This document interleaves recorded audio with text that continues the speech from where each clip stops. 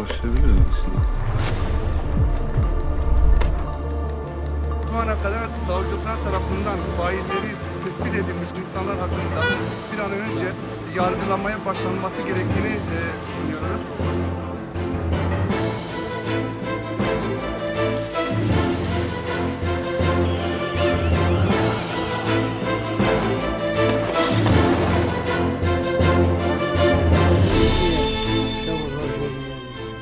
زحمت بتوانێ ئاڵم باڵم خۆشکە چون خۆشکردن سەختە ڕاحەت نییە.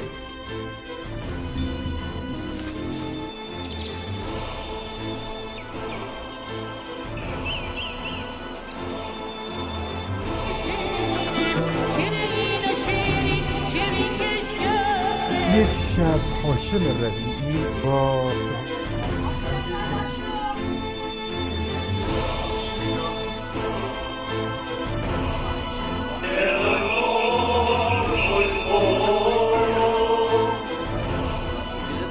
Hazırım.